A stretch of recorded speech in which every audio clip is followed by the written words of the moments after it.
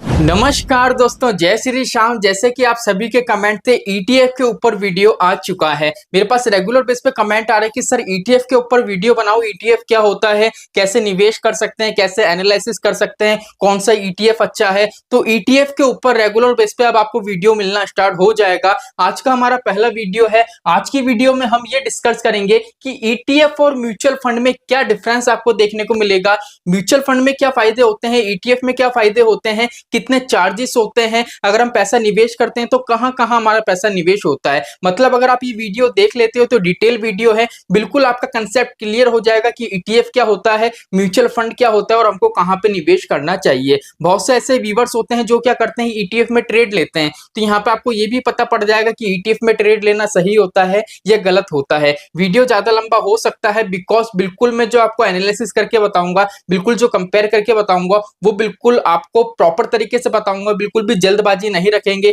इसलिए वीडियो को स्किप करोगे तो कहीं ना कहीं आपका नुकसान हो सकता है। कंप्लीट वीडियो को वॉच करना। एंड रही बात कि सर कौन से ईटीएफ अच्छे हैं, ईटीएफ का एनालिसिस कैसे करा जाता है, इन्वेस्टमेंट कैसे करा जाए ग्रो ऐप पे, बिल्कुल डिटेल वीडियो बहुत जल्दी रेगुलर बेस पे आपको मिलना स्टार्ट हो जाएगी। लेकिन आज की वीडियो हमारी बहुत ज्यादा इंपॉर्टेंट होने वाली है। तो चलिए शुरू करते हैं। चैनल पे नए हो तो चैनल को सब्सक्राइब कर देना और बेल आइकन के बटन को दबा देना। तो देख लीजिए ऊपर की तरफ लिखा हुआ है ईटीएफ विथ म्यूचुअल फंड। ठीक है, चलिए आगे की तरफ बढ़ते हैं। अब यहाँ पे देख लीजिए, अगर हम ईटीएफ की बात करें तो ईटीएफ को पहले हम क्या बोलते हैं, ईटीएफ को बोलते हैं एक्सचेंज ट्रेडेड फंड। ठीक है, लेकिन म्यूचुअल फंड है, म्यूचुअल फंड को हम कुछ भी नहीं बोलते हैं, शॉर्ट में बस हम इसको एमएफ बोल सकते हैं। इसके अलावा हम इसको कुछ भी नहीं बोलते हैं। देखो पहली चीज तो ये, आज की वीडियो में कौन कौन से पॉइंट्स आपको मिलेंगे। एक तो अंडरलाइन के बारे में बात करेंगे, ट्रेडिंग की बात करेंगे, प्राइस एलोकेशन की बात करेंगे, ट्रांसपेरेंसी की बात करेंगे, लिक्विडिटी की बात करेंगे, चार्जेस की बात करेंगे और हम बात करेंगे इन्वेस्ट की। ठीक है, एंड में आपको कुछ बताऊं, ईटीएफ के बारे में भी बताऊंगा,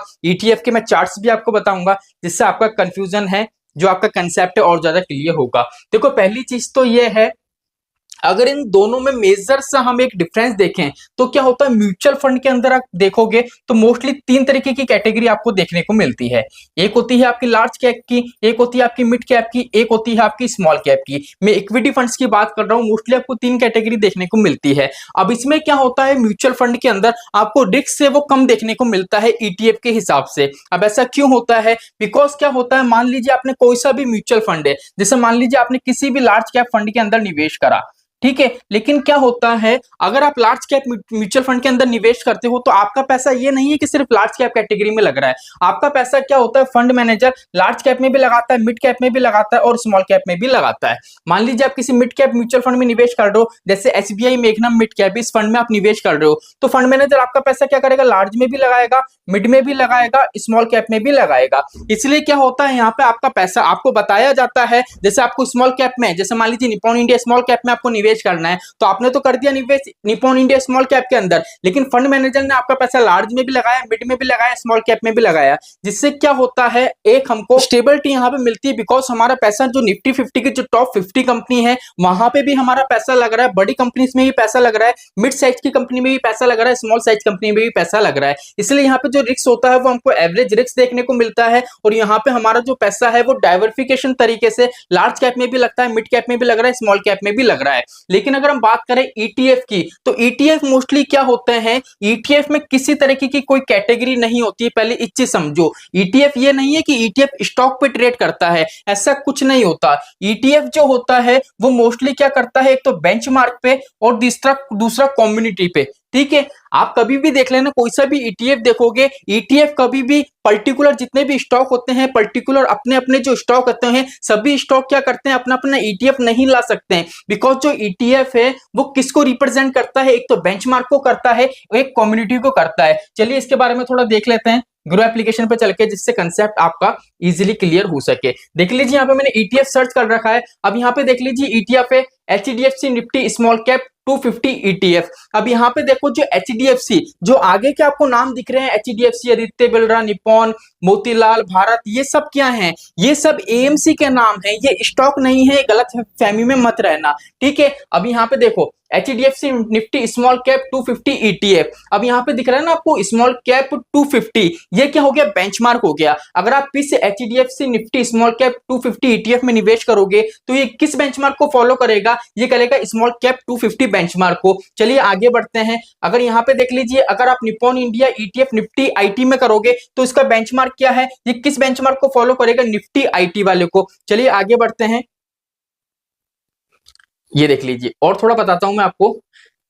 अब देख लीजिए यहाँ पे Nippon India ETF Nifty 50 BeES, अगर आप इस पर्टिकुलर ETF में निवेश करते हो तो उसका बेंचमार्क क्या है, ये किस बेंचमार्क को फॉलो करेगा, इसका बेंचमार्क है निफ्टी 50। ठीक है, तो निफ्टी 50 का जो ग्राफ होता है उसको फॉलो करेगा। चलिए आगे बढ़ते हैं। यहाँ पे अगर हम बात करें SBI ETF निफ्टी 50, तो यहाँ पे भी देख लीजिए लिखा हुआ है निफ्टी 50, मतलब ये किस इंडेक्स को फॉलो करेगा, निफ्टी 50 के। चलिए एक बार गोल्ड का भी मैं आपको बताता हूँ अगर इसमें कुछ हुआ तो। देख लीजिए निप्पॉन इंडिया सिल्वर ETF, जैसे मैंने आपको बताया था, एक होता है आपका जो बेंचमार्क को लेता है और दूसरा किसका होता है, कम्युनिटी का होता है। कम्युनिटी में देख लीजिए यहाँ पे सिल्वर आ गया, यहाँ पे गोल्ड भी आ सकता है। और देख लीजिए जैसे Nippon India Nifty pharma ETF, जो निफ्टी फार्मा ETF है, जो पर्टिकुलर फार्मा का जो आपका बेंचमार्क है, ये इसको फॉलो करेगा। तो यहां से आपको पता पड़ ही गया होगा कि अगर हम ETF में निवेश करते हैं तो ये दो चीज को फॉलो करता है, हमारा पैसा दो जगह निवेश करता है, एक तो अपने बेंचमार्क को फॉलो करता है और दूसरा कम्युनिटी में आपका पैसा ये निवेश करेगा। अब यहाँ पे क्या चीज होती है, देखो पहला टॉपिक हमारा क्लियर हो चुका है अंडरलाइन वाला। अब सेकंड चीज क्या है हमारा, ट्रेडिंग का। अब ETF में आपको क्या बेनिफिट मिल जाता है, ETF में जब भी आपका मार्केट ओपन होता है तो मार्केट ओपन होते के साथ ही आपका जब मन हो जब आप यहां पे ट्रेड कर सकते हो। अब क्या होता है ETF में सबसे अच्छी बात क्या होती है, जैसे मान लो आज आपको निफ्टी 50 है, मान लो इसमें ट्रेड करना है आपको, लेकिन अगर आपको इसमें ट्रेड करना है तो आपके पास दो ऑप्शन है, सिर्फ दो ऑप्शन है। दो ऑप्शन में से पहला ऑप्शन तो ये है, आपको क्या करना है, FNO में ट्रेड करना पड़ेगा। लेकिन अगर आपको FNO में ट्रेड करना है तो नॉर्मल सी बात है, आपको कंप्लीट चार्ट का एनालिसिस करना आना चाहिए। अगर आपको चार्ट एनालिसिस करना नहीं आता है तो ऑप्शन चेन है उसको आपको रीड करना आना चाहिए कि ऑप्शन चेन के हिसाब से जो हमारे प्राइस होते हैं उस हिसाब से हम उसको कैसे कैलकुलेट करें, किस तरीके से हम एनालिसिस करें कि आगे मार्केट में क्या होने वाला है। लेकिन अगर आपको ये सब चीजें नहीं आती है, FNO ट्रेड नहीं आती है, तो सीधा सा आपका सेकंड ऑप्शन निकलता है ETF। आप ETF में निवेश कर सकते हो। बिकॉज क्या होता है, अगर आप निफ्टी 50 में ट्रेड करोगे, अगर निफ्टी 50 आपका ऊपर जा रहा है, ठीक है, अगर आपने किसी निफ्टी 50 का ETF ले रखा है, तो अगर निफ्टी 50 ऊपर की तरफ जा रहा है ना, तो आपका पर्टिकुलर जो ETF है, जो भी निफ्टी 50 का आपने ETF ले रखा है, जो निफ्टी 50 का बेंचमार्क को फॉलो कर रहा है, वो भी ऊपर की तरफ जाएगा। निफ्टी 50 अगर डाउन जाएगा तो ये वाला ETF भी क्या होगा, डाउन जाएगा। इसलिए क्या होता है, आपको पता पड़ ही गया होगा कि यहाँ पे स्टॉक से हमारा कोई लेना देना नहीं होता है। ETF में अगर आप निवेश करोगे तो दो तरीके से यहाँ पे होता है, एक आपका बेंचमार्क में होता है और एक तब कम्युनिटी में, जो मैंने कंप्लीट यहाँ पे बता दिया है। अब ETF में क्या होता है, यहाँ पे लाइव ट्रेडिंग चलती है। ठीक है, जैसे मान लो मार्केट ओपन हो गया आपका 9:15 पे, अब क्या होगा, जैसे ही आपने कोई सा भी, जैसे मान लीजिए कोई सा भी आपने ETF ले लिया, अब वहां पे आप देखोगे तो वहां पे आपको दो तरीके के ऑप्शन देखने को मिलेंगे, एक मिलेगा आपको बाय का और दूसरा मिलेगा आपको सेल का।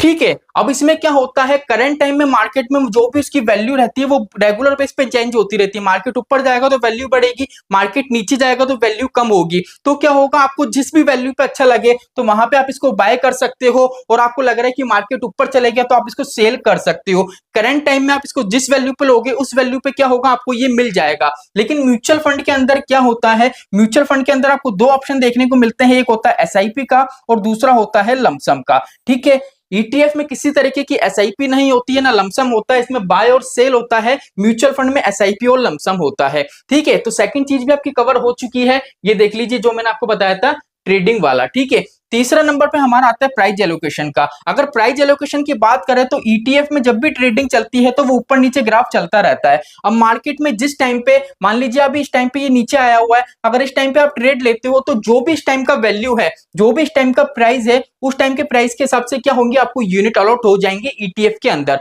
लेकिन म्यूचुअल फंड के अंदर क्या होता है, म्यूचुअल फंड हमेशा आपको, जैसे मान लीजिए आज सोमवार है, अगर सोमवार के दिन अगर आप कोई म्यूचुअल फंड के अंदर निवेश कर रहे हो तो यहाँ यहाँ पे क्या होगा, आपको जो एनएवी अलॉट होगी वो आज की भी हो सकती है और कल की भी हो सकती है। बिकॉज क्या होता है, म्यूचुअल फंड के अंदर दो तरीके से आपको एनएवी अलॉट होती है, इसको प्रॉपर तरीके से समझो। एक होता है अगर मार्केट में दिन में 3 बजे से पहले अगर आपने निवेश कर दिया तो सेम डे की एनएवी आपको अलॉट हो जाएगी। अगर आपने 3 बजे बात करा तो आपको नेक्स्ट डे की एनएवी अलॉट होगी। ये बिल्कुल सिस्टम है। लेकिन क्या होता है, कुछ कुछ ऐसा टाइम आता है कि जब हम 3 बजे से पहले पहले भी यहाँ पे निवेश करते हैं तो भी हमको सेम डे की एनएवी अलॉट नहीं होती है। वो ऐसा इसलिए होता है अगर मार्केट में कोई कोई क्रैश आया है। जैसे हम बात करें 4 तारीख की जब इलेक्शन का रिजल्ट आया था तो हमने क्या करा था, मॉर्निंग में 11 बजे 12 बजे 1 बजे 3 बजे से पहले निवेश करा म्यूचुअल फंड के अंदर। लेकिन यहाँ पे हमको सेम डे की एनएवी अलॉट नहीं हुई। बिकॉज क्या है, वहां पे जो पेमेंट गेटवे था वो भी फेल्ड हो गया था। और सेकंड चीज ये है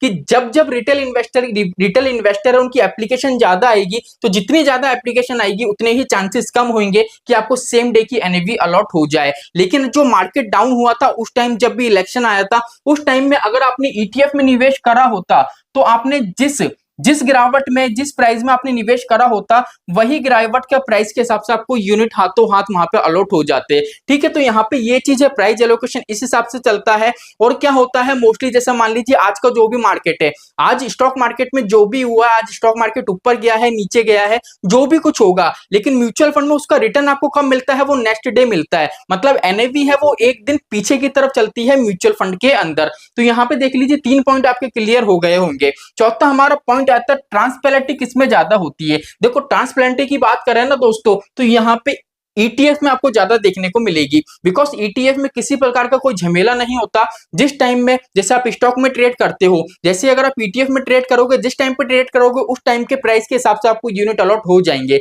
लेकिन म्यूचुअल फंड में क्या होता है, काफी निवेशक का यही नाटक रहता है कि सर हमने तो 3 बजे से पहले कर दिया, हमने इस टाइम पे करा, लेकिन हमको सेम डे की एनएवी अलॉट नहीं हुई। काफी निवेशक तो ये मेरे पास कमेंट आते हैं कि सर ग्रो ऐप है वो काफी ज्यादा स्कैम करती है, बहुत ज्यादा चार्ज लेती है, सेम डे की यूनिट अलॉट नहीं करती है, ये वो। लेकिन मैं आपको एक चीज बताऊं, देखो मैं खुद म्यूचुअल फंड के अंदर निवेश करता हूं, मेरा पोर्टफोलियो भी आपने देख रखा है।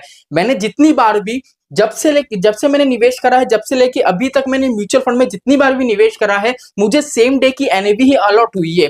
मैं आपको बिल्कुल प्रूफ भी बता सकता हूं, मैंने प्रूफ के ऊपर वीडियो भी बनाई है, वो वीडियो डिस्क्रिप्शन में मिल जाएगी, वो वीडियो देख लेना। उस वीडियो के हिसाब से आपको टाइमिंग भी बता दूंगा कि आपको किस तरीके का टाइमिंग रखना चाहिए आपके म्यूचुअल फंड में निवेश का, जिससे आपको सेम डे की एनएवी वो अलॉट हो सके। तो यहाँ पे देख लीजिए, ट्रांसपेरेंसी की बात करें तो यहाँ पे ईटीएफ में आपको ज्यादा देखने को मिलती है। बिकॉज जो प्राइस एलोकेशन है, जो प्राइस है बिल्कुल लाइव चलता है। लेकिन म्यूचुअल फंड में हमको पता नहीं पड़ता, कभी कभी नेक्स्ट डे की एनएवी मिल जाती है, कभी कभी सेम डे की एनएवी मिल जाती है। लिक्विडिटी की बात करें तो यहाँ पे क्या है, लिक्विडिटी की प्रॉब्लम सबसे ज्यादा म्यूचुअल फंड में देखने को मिलती है। बिकॉज कुछ कुछ म्यूचुअल फंड हाउस ऐसे होते हैं, कुछ कुछ स्कीम ऐसी है जो बिल्कुल भी कैश होल्ड लेके नहीं चलते हैं। सेबी का एक नियम है कि म्यूचुअल फंड को क्या करना पड़ेगा, मिनिमम 5% तो कैश होल्ड लेके चलना ही पड़ेगा। जिससे क्या हुआ, मान लीजिए मार्केट में कोई क्रैश आया या कोई सी भी ऐसी कंडीशन आई, अगर रिटेल इन्वेस्टर सडनली अपना पैसा भारी मात्रा में निकालते हैं तो फंड मैनेजर है वो इजीली उनको अपना पैसा निकाल के दे सके। ऐसा नहीं है कि वो बैठा हुआ कि मैं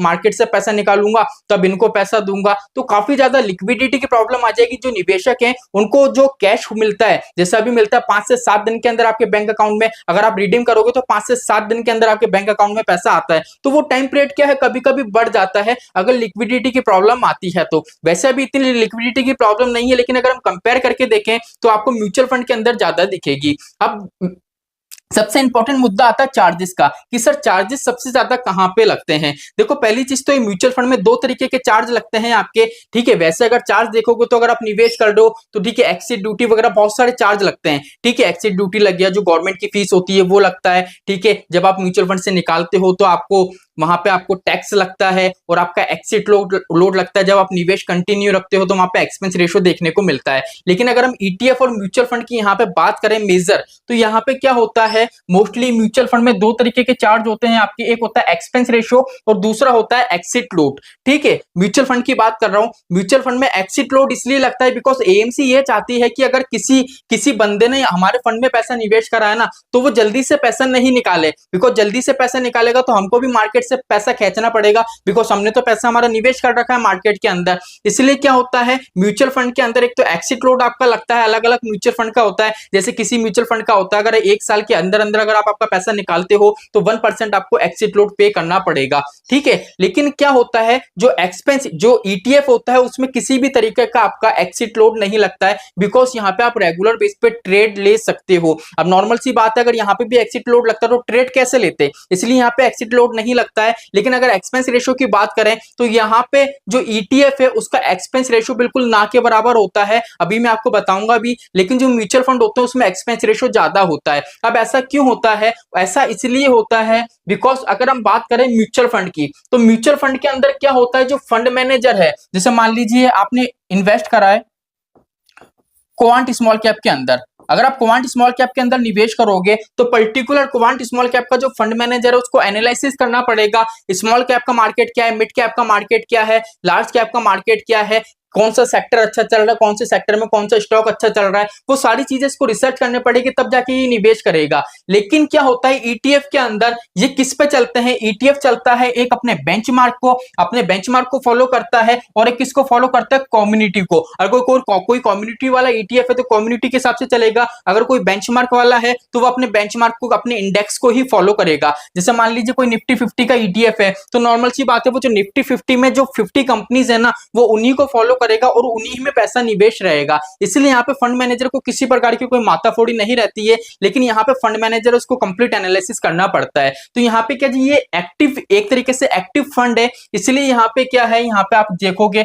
एक्सपेंस रेशियो तो 0.04%, 0.05%, इस तरीके का एक्सपेंस रेशियो आपको ईटीएफ में देखने को मिलता है। लेकिन म्यूचुअल फंड में बात करें तो अगर आप रेगुलर प्लान है तो 1% से भी ज्यादा हो जाता है, डायरेक्ट प्लान है तो 1% के अंदर अंदर रहता है, लेकिन ईटीएफ से तो कहीं गुना ज्यादा आपको म्यूचुअल फंड के अंदर चार्ज देखने को मिलता है एक्सपेंस रेशियो के रूप में। तो यहां तक का कंसेप्ट आपके समझ में आ ही गया होगा। अब सबसे आखिरी क्वेश्चन हमारा ये आता है इन्वेस्ट का, कि सर अगर हमको इन्वेस्ट करना है ईटीएफ के अंदर या म्यूचुअल फंड के अंदर तो हम कैसे कर सकते हैं। तो देखो पहली चीज तो ये है, अगर आप ईटीएफ के अंदर निवेश करना चाहते हो तो आपको एक डीमेट अकाउंट की आवश्यकता पड़ेगी। अगर आप म्यूचुअल फंड के अंदर निवेश करना चाहते हो तो बिना डीमेट अकाउंट के साथ भी कर सकते हो, आप किसी भी एएमसी की वेबसाइट पे जाके लॉग इन कर सकते हो, बिना डीमेट अकाउंट के आप वहां पे म्यूचुअल फंड के अंदर निवेश कर सकते हो, ठीक है। लेकिन यहाँ पे एक चीज बता दूं, अगर मान लीजिए आपने डीमेट अकाउंट बना रखा है, जैसे आपने ग्रो में बना रखा है, धन में बना रखा है, एंजल वन में बना रखा है, ठीक है, जितने भी ब्रोकर ऐप है किसी में भी XYZ आपने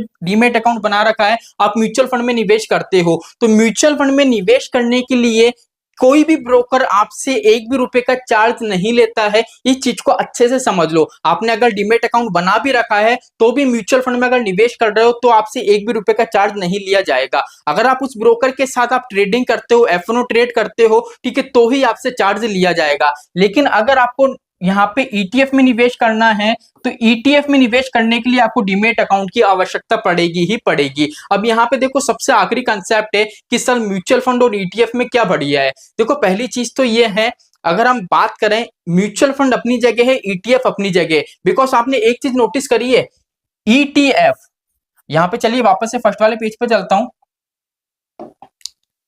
ये देख लीजिए एक्सचेंज ट्रेडेड फंड, यहाँ पे क्या लिखा हुआ है, exchange traded fund. Mutual fund में भी आखिरी में क्या लिखा होता है, फंड लिखा होता है। इसका मतलब ये है, जैसा कि अभी मैंने आपको बताया था, जितने भी अभी मैंने आपको ईटीएफ की लिस्ट बताई थी उसमें लिखा हुआ था Nippon India, HDFC, SBI, Motilal Oswal, ये क्या है, एएमसी हैं। जो एएमसी हैं जो मार्केट में अपना ईटीएफ लॉन्च करती हैं उनका नाम रहता है वो, इसलिए यहाँ पे क्या लिखा रहता है, फंड लिखा रहता है। अब बात आती है कि सर कौन सा बेस्ट है, कहाँ पे निवेश करना चाहिए। तो देखो सबसे पहली चीज तो ये है, जो हमारा म्यूचुअल फंड होता है, अगर आपको ये चीज है कि भैया मुझे तो मार्केट का बिल्कुल भी एनालिसिस करना नहीं आता है, मेरे को बिल्कुल ईजी मूवमेंट में मेरा निवेश करना है, तो इजीली आप म्यूचुअल फंड में निवेश कर सकते हो। लेकिन आप म्यूचुअल फंड के साथ ये सोचते हो मुझे थोड़ा एडिशनल और प्रॉफिट हो जाए तो आप ईटीएफ के साथ जा सकते हो। दोनों ही बेटर ऑप्शन है, ऐसा नहीं है कि दोनों में कोई खराबी हो, दोनों ही बेटर ऑप्शन है। लेकिन ईटीएफ की अगर मैं बात करूं, देखो पहली चीज तो ये ईटीएफ में दो तरीके के लोग निवेश करते हैं। एक ये सोचते हैं कि मार्केट अभी ऊपर जा रहा है,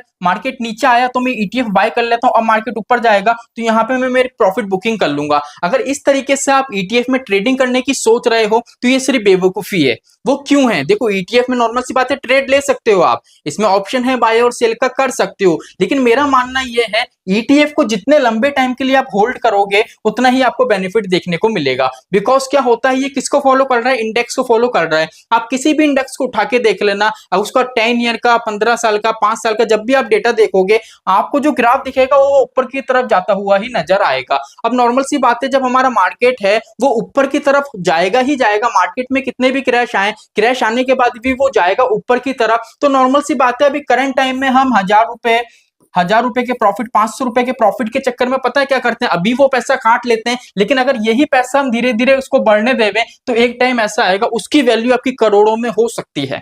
ठीक है, तो ईटीएफ में यही आपको बेनिफिट मिल जाता है अगर प्रॉपर तरीके से आप निवेश करो, अपना पैसा है होल्ड करो। ईटीएफ में क्या रहता है, जब भी आप देखो आपने म्यूचुअल फंड में निवेश कर रहा है, आपकी जो एसआईपी है उसको कंटिन्यू रखो, आपने आपका जो लमसम है उसको कंटिन्यू रखो, एसआईपी टाइम टू टाइम पे करो। लेकिन जब भी मार्केट में कोई क्रैश आता है ना, आप फिक्स कर लो, ठीक है, कोई भी ईटीएफ पकड़ लो, क्रैश आया पैसे डाल दिया, निकालना नहीं है।